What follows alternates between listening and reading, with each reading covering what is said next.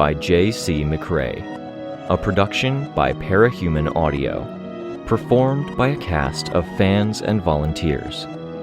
Please visit parahumanaudio.com to learn more. Thank you and enjoy.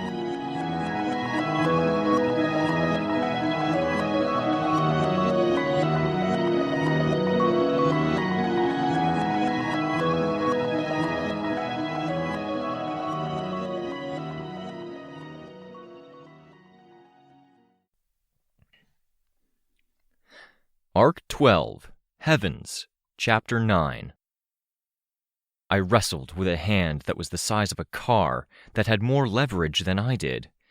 It had a partner hand planted on the ground to my left, and two smaller back hands, like a dog had back legs, one gripping the side of a building, the other digging fingers into dirt. Any number of fingers had invisible cables attached. I'd seen two before they stopped moving. Cables that could slice right through me, given a chance or a reckless movement on my part. I knew exactly where the wretch was, where each hand and foot was placed, at one giant fingertip, at the webbing of cables that stretched in a bow between two fingers, at a finger to my side, and in the ground. But a hand was a series of moving parts, and I had to account for all of them. With the way the machine was positioned, 3 hands planted on the ground and one for me to deal with, it was trying to lift me up and push me back at the same time, or to get in position where it could squish me beneath given a chance.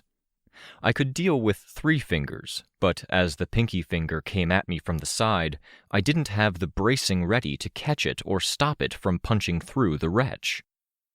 I cast away the wretch, twisted in the air to avoid the fingers that came down, and let the hand move around me before bringing the wretch out again. The action took a second. I ran on instinct for the entirety of it, and the entire dynamic with my opponent changed. I was between middle and ring fingers, close to the webbing, the wretch gripping the 2 fingers in multiple places, clawing at the cabling between fingers now. Less leverage. Less room and time to maneuver next time, but less worry about invisible cables or fingers coming at me from the side. So long as I kept my eye on the thumb. It didn't have a good angle to get at me, but a bad angle wasn't no angle, and robot hands could bend in ways regular hands couldn't. The space was dark. It had been dark before it was folded up into a maze that creeped up around us on all sides. Lights flashed on and off in my peripheral vision, taking weird shapes, and I knew they were the movements of the flashlights, cast at ground, at walls, then both, then neither. Many of those flashlights were mounted on guns, and all of those guns were intended for us. They weren't even the most ominous lights in my field of vision. Slashes of lights like illumination shining through cracks in the door decorated the 100-foot by 100-foot space around us. Each could apparently cut through force field, through breaker bubbles, like brandishes. I set my jaw, refusing to look, because I wasn't in a position to help and because it would distract.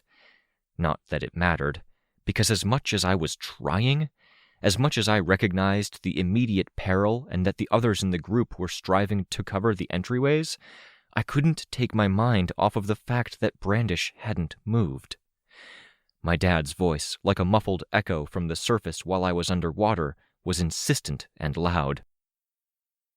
They weren't words meant for me, which meant I could safely ignore them, refuse to listen to them, and focus on the pounding of my pulse.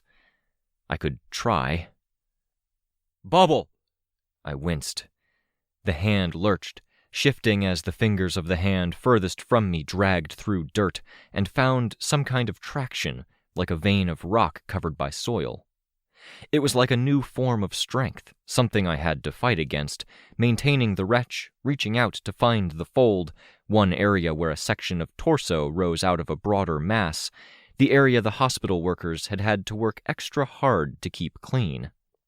I could protest and claim my force field kept the dust off, but that did nothing for accumulated sweat and the bacteria that multiplied in the sweat. The washings and the "lean forward so we can get in there" instructions had left me with an enduring awareness of the feature that would stay with me for the rest of my life. For my purposes here, it was the part of the wretch that extended furthest in. Where I moved, the wretch floated around me, equidistant, but it wouldn't block me. There was a point I could reach out and feel it, with a sense that wasn't my awareness of my powers, but it wasn't a barrier, more like a handle. When I moved it, the wretch moved around me. The hand tilted a fraction, away from the body, closer to the passage. But with all of its leverage, it was stronger. It fought back inch by inch. With every inch and every second, I had to be aware that a stray bullet or sudden shock could knock out my force field, and I'd need to move to avoid having my head crushed or struck from my shoulders. Around me, more of the glowing lines began to appear. I turned in place, one hand on the crevice handle in the force field, surveying my immediate situation. 4 lines, arranged in a horizontal square, parallel to the ground. They were spaced a good distance apart. I could move a good foot or two before the wretch made contact with them. A few more feet, and it would be me, not my force field, that made the contact. But they were what they were. A collar. 4 massive guillotine blades, level with my neck, staying where they were and waiting for my neck to meet them. Though this had been an open space before, it was easiest to think of as a house now, doors or windows on each of the 4 sides. I had the mech at one side, Foyle was to my right with the Harbingers, my dad and Swansong to my left, and the dogs across from me. Tristan lay in the middle, unconscious, while Rein was stuck navigating the lines that were intent on trapping him. "Brandish, use your breaker form!" My dad's voice. I had no tears in my eyes, no moisture on my cheeks. My throat was tight, the breaths coming in tense, and every muscle was tight, to the point that it felt like it was choking the tear ducts and constricting the blood flow. "Carol!" On a ledge above, Cradle looked down, staring with the lenses on his mask glowing. I could see him, and I saw his head turn. He was tracking something I couldn't see. All at once, the Harbingers and Foyle broke away. If Cradle had wanted to do something elsewhere, the movement of the 3 forced him to devote attention here. One Harbinger ran for it, out the door toward the soldiers. The other joined Foyle, coming my way. They dodged the lines that appeared in their way, though Foyle cut it close enough that it clipped her costume, cutting the decorative material where it jutted out. She threw herself to the ground, back hitting earth, her gun raised high. Cradle began moving around, making himself a hard target before settling on a position that let him see most of the field while being clear of Foyle's field of vision. The lines began appearing again, like the glowing blades of swords stuck into the earth. The Harbinger used the distraction, leaping onto one of the back hands.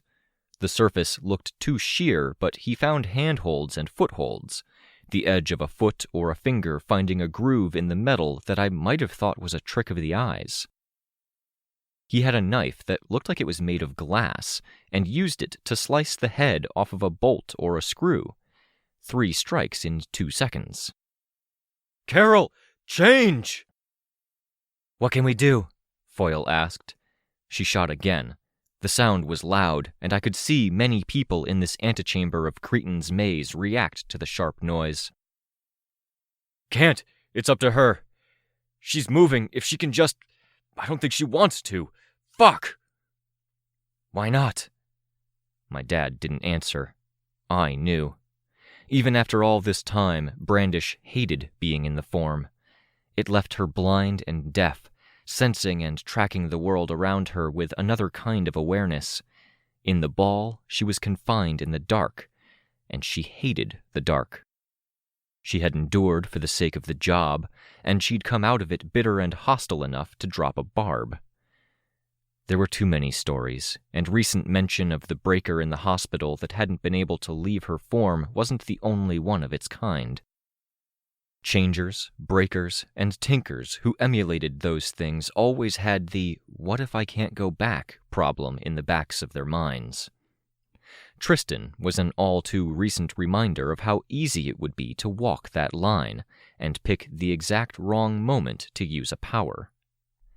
I leveraged the wretch, doing what I could to shift the hand so it wouldn't fall or strike down near where Brandish lay. They'd been able to abandon the door because reinforcements had come. Bitter Pill was the first to make her way in, twice as tall as she had been, but not twice as thick around, with limbs that flexed like they had rubber and not bone inside. Her mouth yawned open, froth flowing from the corners lowest to the ground, and her tongue lolled out, extended in length. She had a soldier in each hand, and she flexed her entire body to heave one up, then slam him in the nearest corner. The other she shoved face first into the frozen dirt, with enough strength to leave a furrow behind. As intimidating as the warped silhouette was, the sounds were mewling, soft moans with some vibration behind them, as if from the lowest point of the throat. "Careful!" I shouted. "Glowing lines kill!" Being big as she was, her body wasn't good at moving through Cradle's mess of lines. She made it about halfway before she stumbled into one and lost her leg and part of her pelvis. She crashed to the ground and in the process lost a bit of her scalp.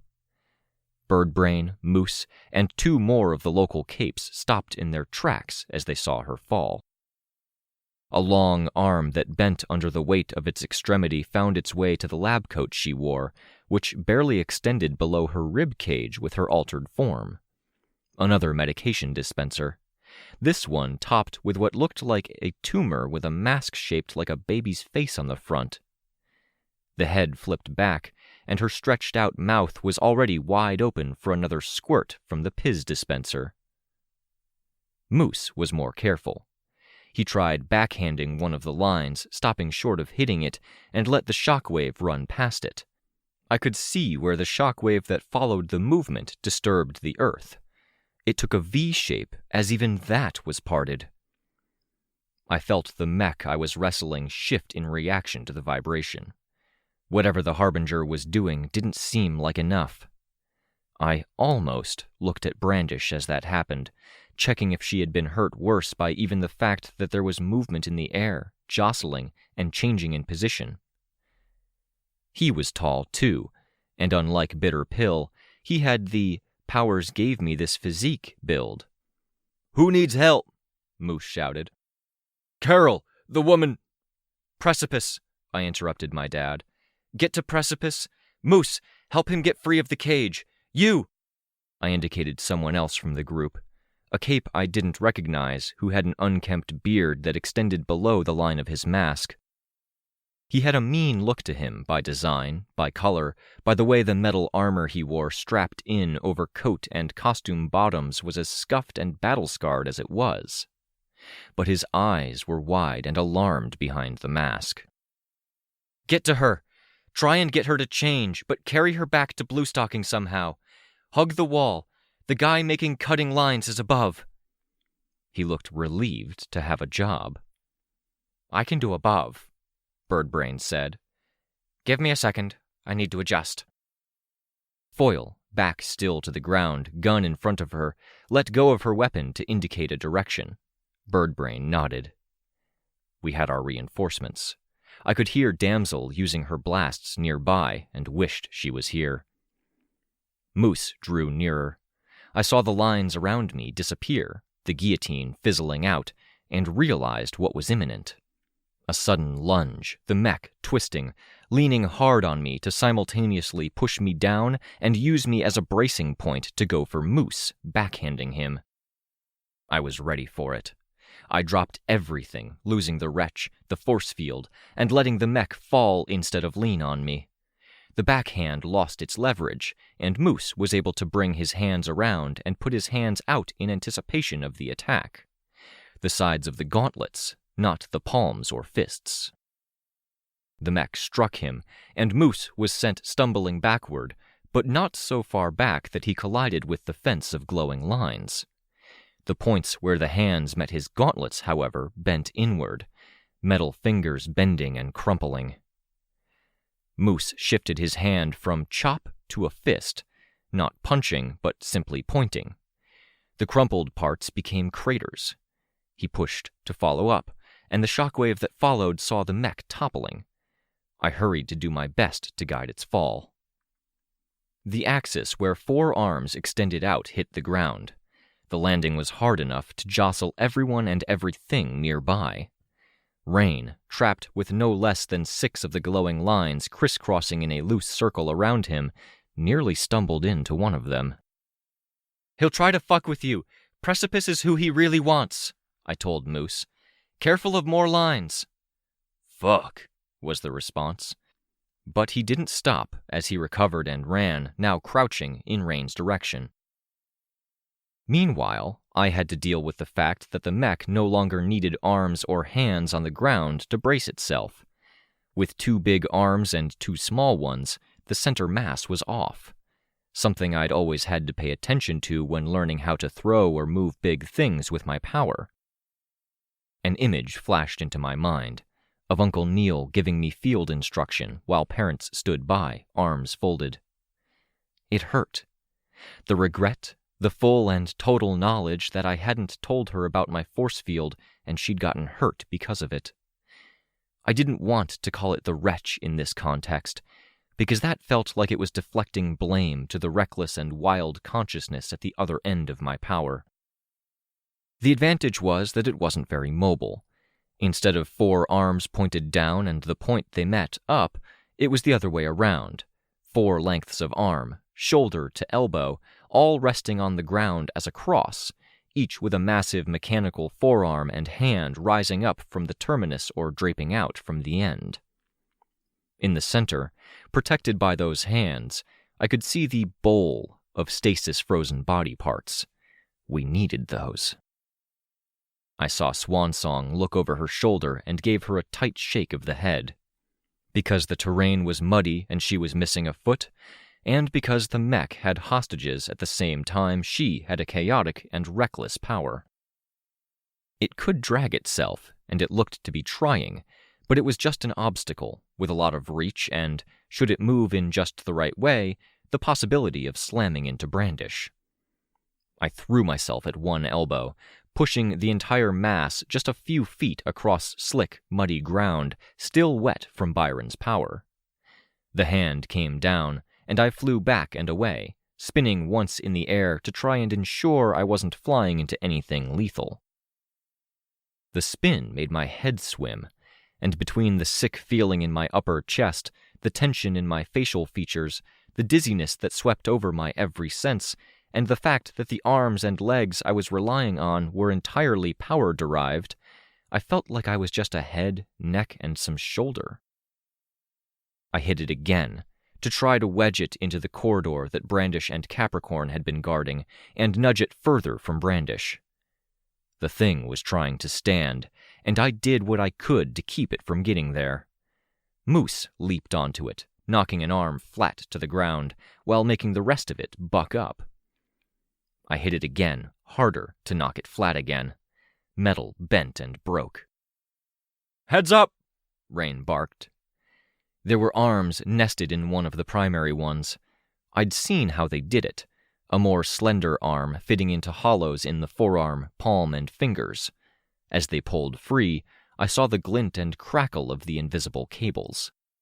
The hollow spaces in the underside of each arm and hand were covered up by shutters. "Moose! Harbinger! Get back!" I called out the order. The whips came crashing down. 5 deep slices into earth as the left hand swept down, 5 more when the right hand swiped horizontally, raking a nearby wall that had been raised up from the ground as part of the maze.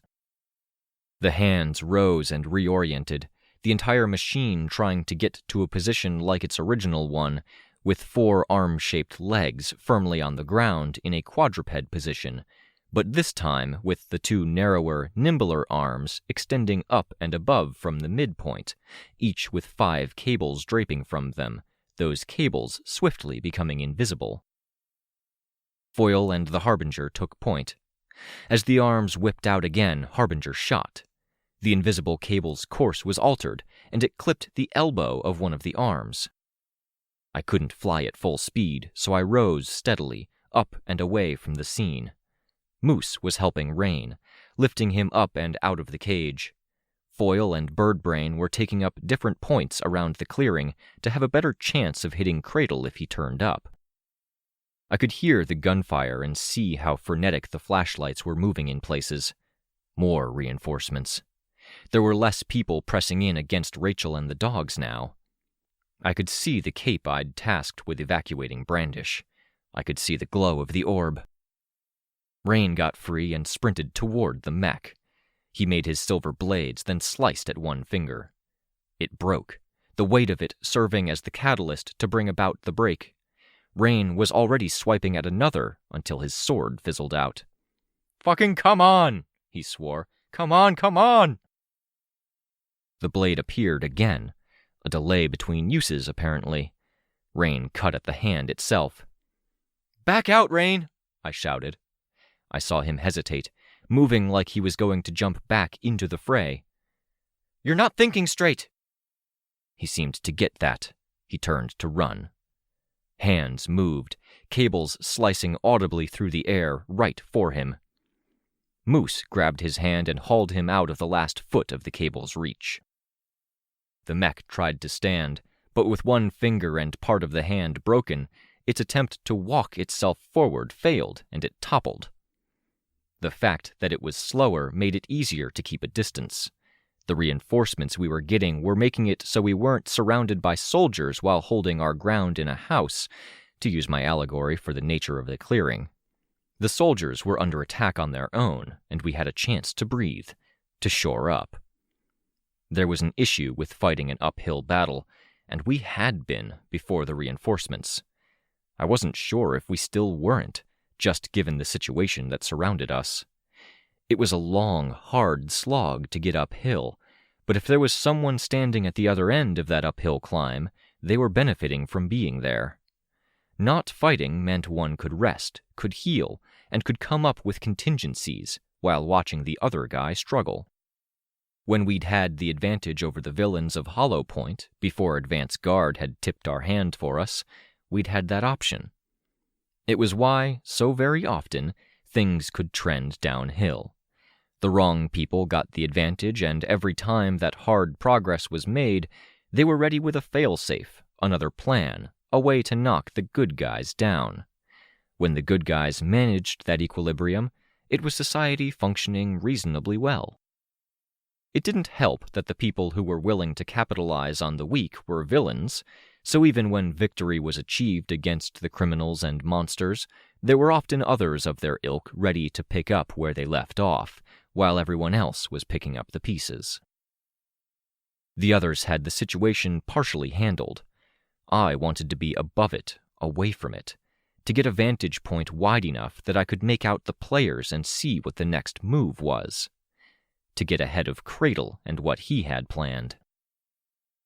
The Harbinger who hadn't gone to fight the soldiers elsewhere in the maze was dodging the cables, targeting the mech.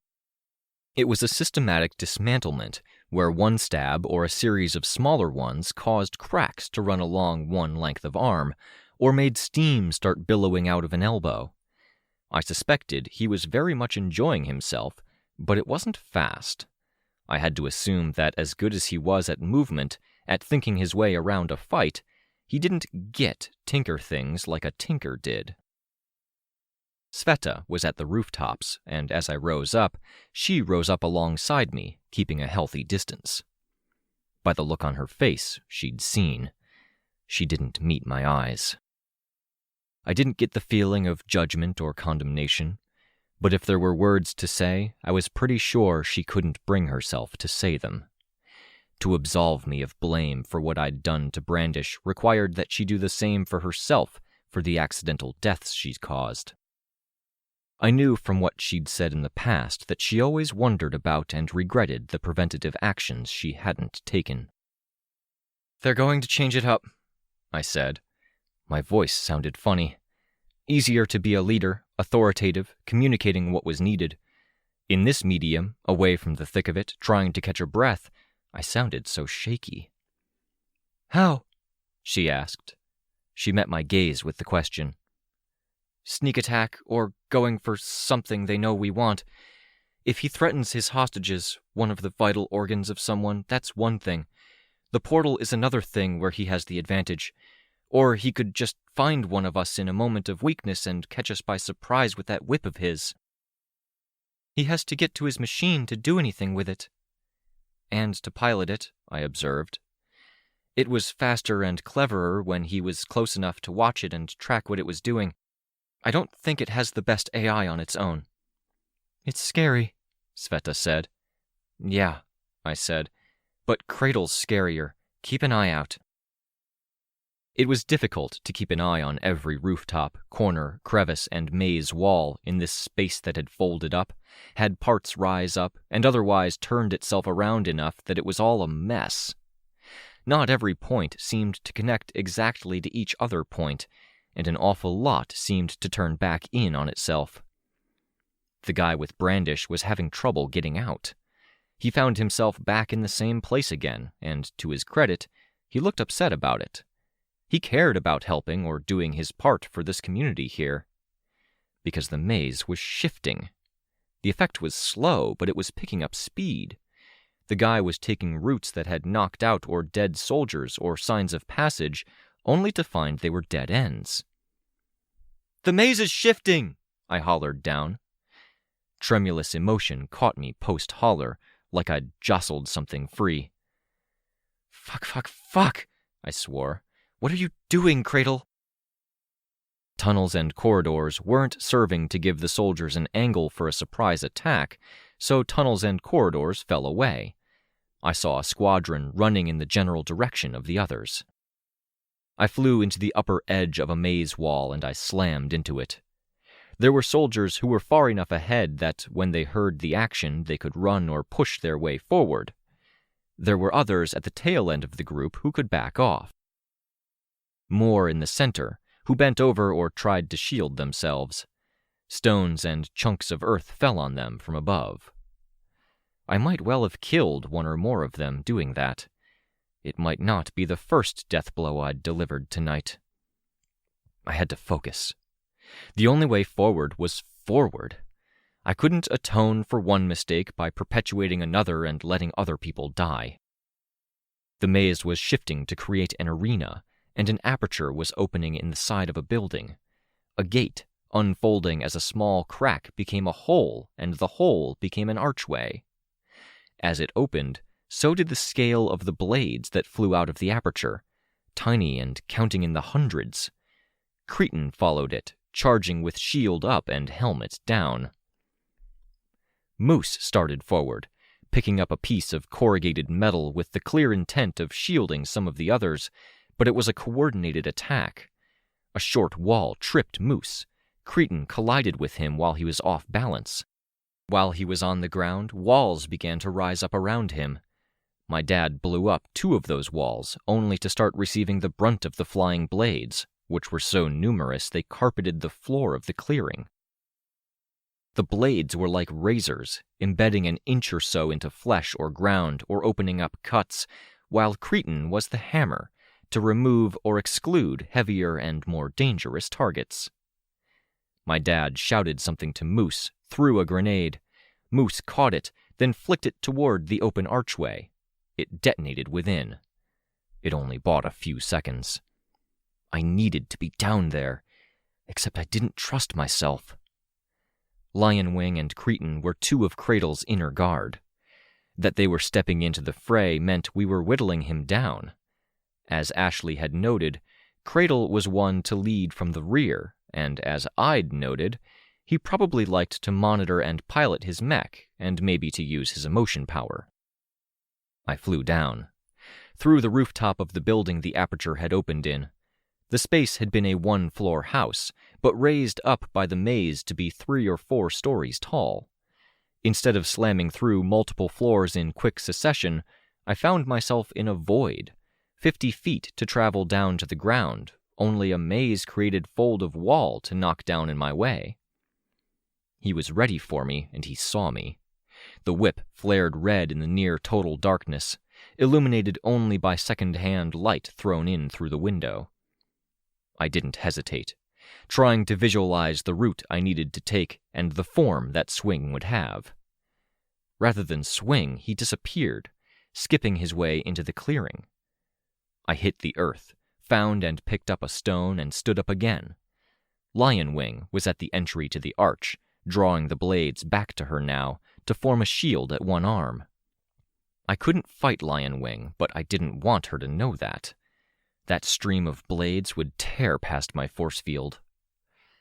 At the rear of the other group, the mech moved, reaching, and it was Sveta who reached down to grab the outstretched fingers. Every single one of her tendrils found a home, either on an anchor point or on the mech itself. It strained to the point I thought she might snap, or that tendrils might pull free. I flew straight for Lion Wing, then pulled away at the last second, using my aura, a test. It provoked a response, the shield extending from a rough triangular shape to a spike. Another spike composed of interlocked blades stabbed out from under the shield. If both of those had hit me far enough apart... She knew how my power worked? My eyes narrowed. "Fuckers," I said. "Do you know how his emotion power works?" Lion Wing asked. "We got the gist of it," I said. "But I bet you're going to try to be clever. You seem like the type." "The type?" I was aware that every second that passed was a second my team was fighting Cradle, the mech, and Cretan, while Cretan used his power to divide and conquer them. At least if I tied her up, I could keep her from using most of those blades on my team. It looked like she had a set quantity she could manage at a whim. Shields, blades, flying hail, even flight, from what I'd heard reported. "Your first move in a fight is a surprise attack, pulling an ace from your sleeve. You have the hair," I gestured at her mane of hair, "that you obviously put time into. Nice costume. But you work for an irredeemable scumbag and do irredeemable things. Doesn't connect. Like it's all surface level." Blades flew in to slide into studs in her costume. For a second, she was buoyed up. Had I missed my chance to get an answer in my hurry to push her? She stabbed out, and the configuration of the sword shifted to make it more spear-like as she thrusted, the blades sliding against the palm of her gauntlet. She hit the edge of the wretch, and the blade detonated, a shrapnel of blades cast out in every direction in front. I'd avoided it, because she'd already established her pattern with intent. 1-2 hits every time. "Now you're second-guessing yourself," I said. "Whether what you were going to say sounded good, the intimidation factor." "No second guesses," she said. I forced a small smile to my face, and offered her an equally small laugh, inaudible but visible. "Old Snag wants to give people things that mean something, and he gets a power that lets him fill objects with emotion, builds gear to shoot people with it. Makes sense, don't it?" Lion Wing asked. "The bitch inflicts herself on everyone around her, and doesn't realize she's doing it even after she brings the teenage girl into her mess." "Colt, yeah," I said. I turned sideways to be more aware of the blades that had peppered surfaces behind me. They were starting to move again. Admittedly on point so far. I'd had the distinct impression that if I'd simply said no to the question about what Cradle's power was, I'd get a tease. I wanted to bait her out, so I'd said yes, and now I tried to tack her pride to the matter. It helped that she didn't seem to care that much, and that my read on her wasn't wrong. She liked appearances, flash, and style. "The boy is a bad weather pattern, a cloud of misery and utter patheticness that hangs over anyone he looks at." I remained silent, let the silence hang.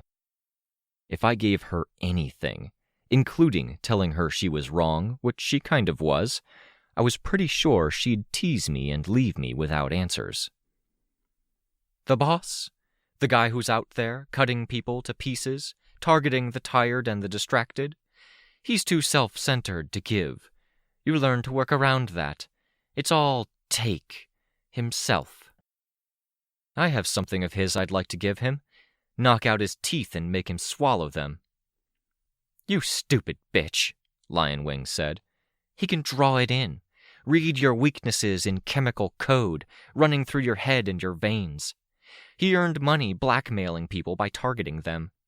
He got more ground with people by sensing how far he could push them before they gave. And all of that was before. When he woke up tonight, he was strong. What he's been doing? He's been gathering what he needs. Reading us? Hanging back and drinking it all in? Now, Lionwing said, he's using it. Soldiers to keep us busy, maybe to force us into situations where our emotional landscapes were closer to the surface. I knew mine was. I snarled as I took flight, wretch out, and hit the ground to kick up dirt, sending it her way. I had to assume she needed to see to use those blades. She created a cloud of them around herself, reached to her side, and drew a gun. I hit the fold of maze above, where Cretan's power had stretched out the building facing the station and let the rubble fall. I reversed course, flipping upside down, feeling a bit dizzy from my earlier impact, and reversed course, hitting the ledge fist first. To bring rubble down on Lionwing, the cloud of blades became a solid bubble, a shield. I broke another bit of rubble away, and used a burst of wretch strength to hurl it, aiming not for her, but for where the bubble met ground. Things were less interlocked there, and the chunk of concrete half crumbled, half bounced through. It was an opportunity, where she couldn't see me clearly and she was off balance. I fought her like I'd fight myself, grabbing another bit of concrete that broke off to be smaller than I'd hoped for and hurling it before changing directions. The concrete hit one side of her bubble, and the entire thing shifted before exploding out in that direction. I grabbed her gun hand in the moment the now exposed mercenary wheeled around to point it at me, almost catching it between my arm and armpit. Her hand firmly in my grip, I smashed into her, driving her into the ground. Her body rolled a short distance. Her arm stayed with me. I let it fall. Still connected, or at least partially connected.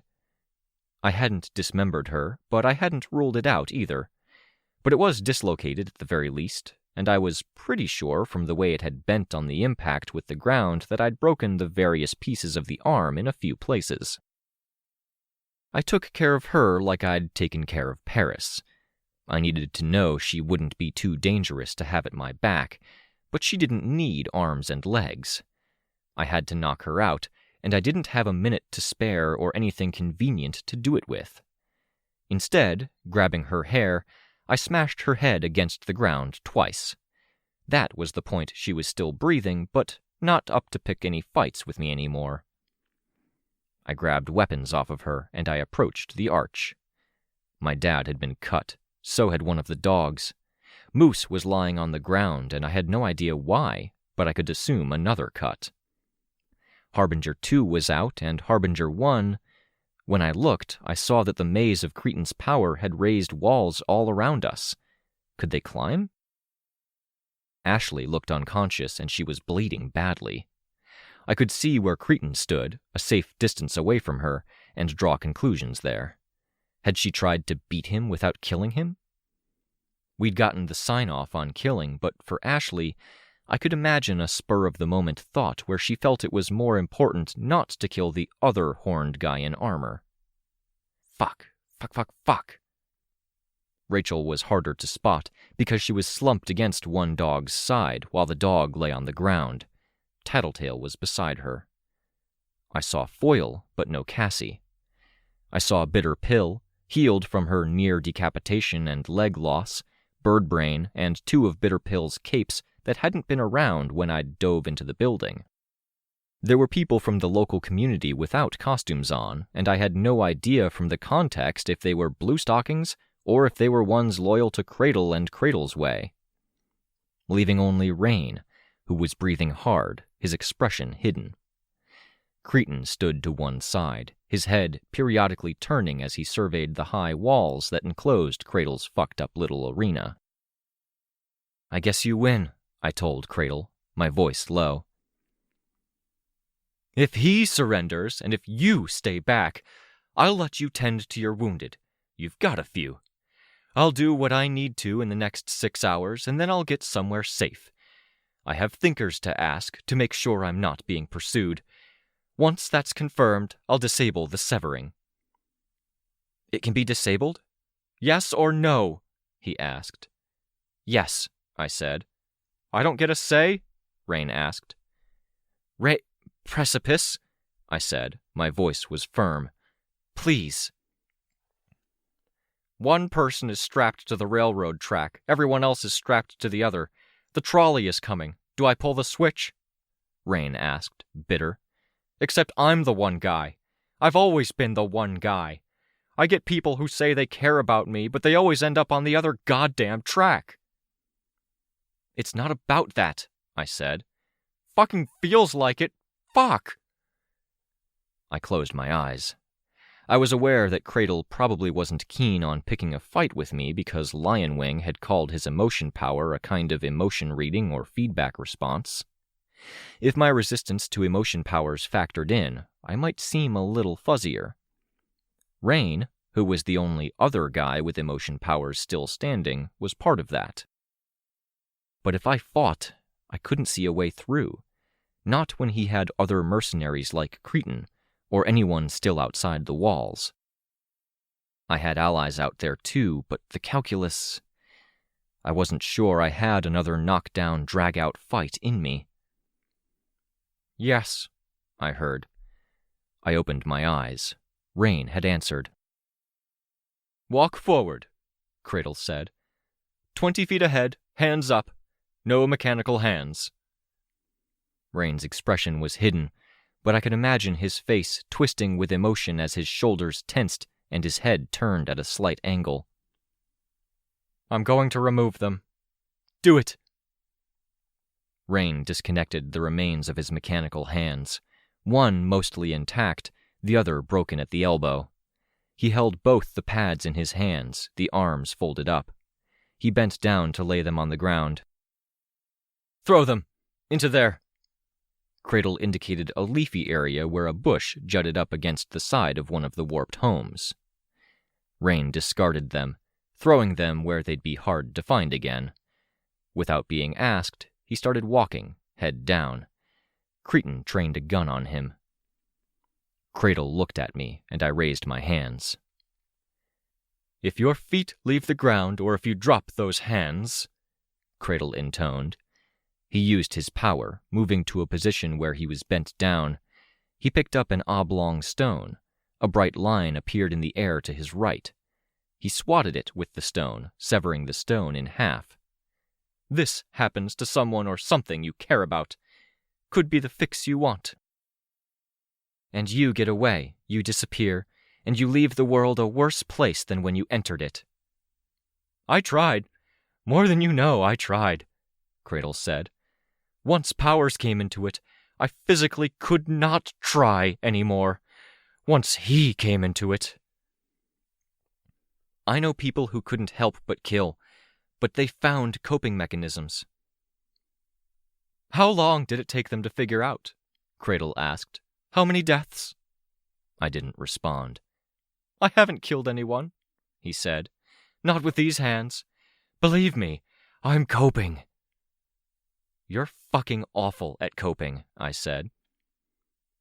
"Aren't we all?" he asked, and for maybe the first time ever, he sounded weirdly amused. Then he walked away, Cretan ushering Rein forward. Cradle flickered with every movement, not that it really mattered, considering the only conscious dangers who were crack shots with a gun were on the other side of the walls that bounded the arena and the tunnel Cretan was making to the station. Above them were buildings stretched improbably tall and black sky. He wins? Fuck that. I watched him disappear from sight. I didn't budge. I avoided looking at the others. I listened. My middle ear might have been fucked up from my earlier collision, but I imagined a shift in the air pressure. I imagined the timing was right. I gave the signal, hand chopping down. Sveta dropped down from that improbable height, her tendrils going to the ground and providing spring before the impact. I flew, and as Sveta grabbed for every handhold, I threw caution to the wind. No retch, no problematic air resistance. I knew what I was getting into here. But for the rainfall patter of Sveta's tendrils on the walls of the station, we were silent as we darted after Cradle.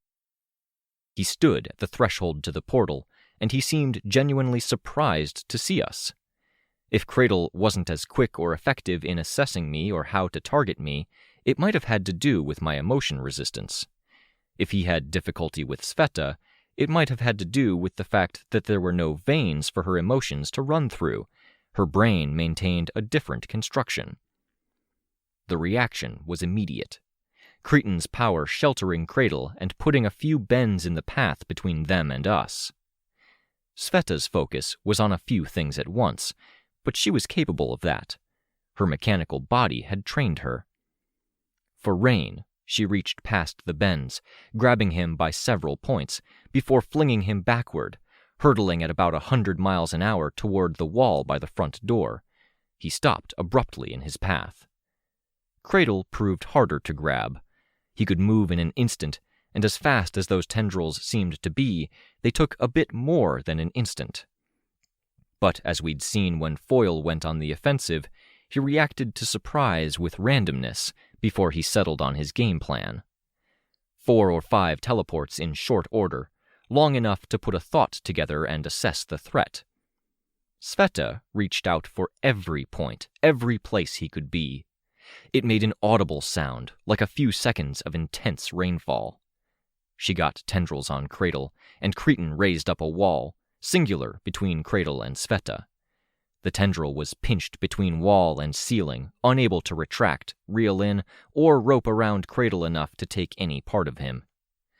Other tendrils tried to reach around the breadth of the wall, and they didn't extend far enough. My role in things was to distract, to force him to play the cards he had in hand.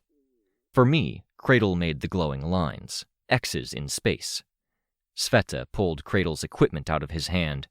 With a flick of the trapped tendril, the equipment was sent skittering across the floor. My goal, my plan, had been a raw one, to trust the team.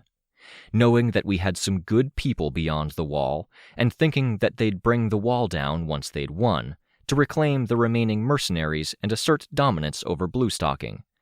They didn't lower the walls. No Harbinger, no Damsel, no Cassie and her hound, no Prancer. But I'd had Sveta, my best friend, who was more trustworthy than I was. And Chastity, who'd earned another so very important friendship in Cassie, was in the station. Chastity had to run to grab the whip that had been sent across the floor. She picked it up with 2 hands, fumbling with the controls, a dial on the side. More lines barred my way. The whip flared to life, but it was too much, producing a high-pitched whine. "Fucking tinkers," Tattletale had said. Trapped, or too hard to use, Chastity tried to manage it, using her facility with whips to whip out in Cradle's direction. Too fast, too hard to hit. The same evasive maneuvers that served against Sveta served against Chastity. He produced glowing lines, and she slashed them, banishing them. The crackle of electricity was reaching a fever pitch now. She whipped Cretan instead, cutting him across the body at nipple height. He tried to scream and didn't find the air. Cradle turned around, staring. He touched his headgear, his hair. "All alone," I said, "because that's what happens when you act like an asshole." He hesitated, then turned to the portal. All he had to do was run for it. But he'd hesitated. Rein, over in the corner, had his hands out, like he'd done with the window. And Cretan, being not as dumb as he looked in his white bull costume, had to know that there was only one way to guarantee that he get fixed. The maze blocked off the way to the portal. It sealed everything off. The moment was marked with a pronounced crack as the whip Chastity had flung away detonated, overloaded. She dropped to her knees, staring at the remains. Were Cradle anyone else, I think he would have made an amused sound, but he was quick enough on the draw to realize his circumstances. All of us, underground and inside, surrounded by 4 walls, a floor, and a ceiling without a door, and Cradle without his tech. His power drew lines and waited for his targets to meet the lines. They didn't serve him when everything was at a standstill. "Fix me and I let you go," Cretan said. "Fix him and I break you," I told him. "I can heal from what you do," he told me. "Are you sure?" There was only silence. Several of us were out of breath, even Cradle, who didn't move conventionally. "Don't you dare fix him," I said. "We're all going to have a long talk." "This fucking hurts." "You helped him do it to others. Call a few minutes to an hour of suffering justice." "The 2 of us trapped in a room at night," Rein said. Cradle turned around, staring at him. "The last time, one way or another." "I really hope you're right," Rein growled. The maze shifted.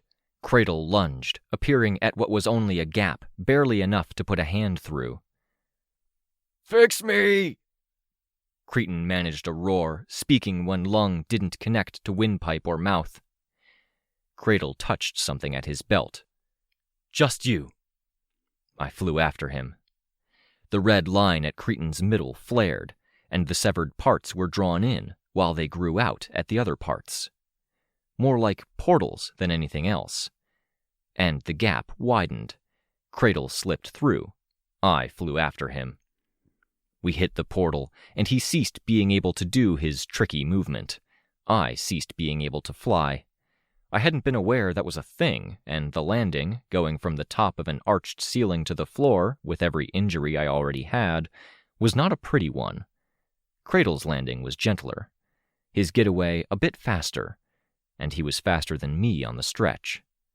But we weren't alone. Citrine, her husband, 2 more harbingers, and a small crowd of other capes. Snuff, one of Faultline's. Cradle, not yet past the middle ground of the portal, stopped in his tracks. "You've made quite a mess," Citrine said.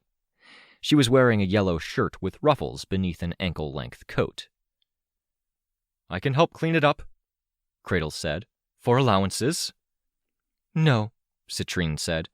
"No, you can't and you won't. The damage is done." "You need me." "No, we don't," Citrine said. "We might," I said, "to undo the damage to the navigators, shepherds, and our various teams. Give me a second." Citrine didn't respond. I wasted no time. My hand wasn't cooperating as I reached for my phone. "Antares. Lookout?" "Lookout. OMG, yes, yay, you're okay. Is Swangsong okay? Is everyone okay? How did it go?" Fast typing for someone with injured hands. Hard questions to answer, and she'd started from a bad conclusion. I wasn't sure I was okay. This one had been hard. Adding to the pile of conflicted emotions, I'd drawn a connection between this and the Slaughterhouse 9 in Brockton Bay. I'd told myself that if I'd been able, I would have helped, and that had eaten at me on a level because I'd been raised as a helper. I wanted to help. I'd slain that demon, at the cost, potentially, of another family member. Turns out that demons suck to fight, I thought, my eyes on Cradle as I typed out my follow-up. I wasn't sure that I wouldn't have looked at my own expression to match that thought, had a mirror been readily available. Antares. Okay, bruised but okay, and less okay, depending. Are you keeping an eye on the station? Lookout. Psh, duh. Antares. How good of an eye? Did you get any signal readings? We timed our final moves for when the door was open, in case you might try. I was starting to type up another sentence to clarify what she was looking for when the reply came in. Lookout. Yes, 4 minutes ago. I didn't timestamp it, but it was near your location. This is the fix?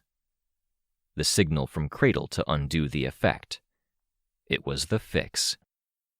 Keep him alive for now, just in case, I addressed everyone present, my eyes on Cradle. I was aware of the others catching up behind me. Rein, Chastity, with Sveta in the background keeping Cretan from running for it. But no, I don't think we need him.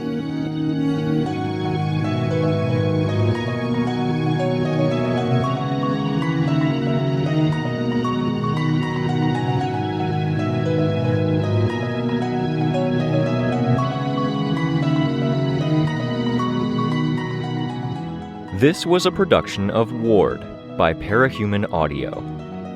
Ward and the Parahuman stories are written and owned by J.C. McCrae. You can find the original text and support the author at parahumans.net. For more of the Ward audiobook, as well as other community works, please visit parahumanaudio.com. Music for this chapter was by Enexia. Editing by SamuraiBuko. Narration by Robert Rein Ramsay.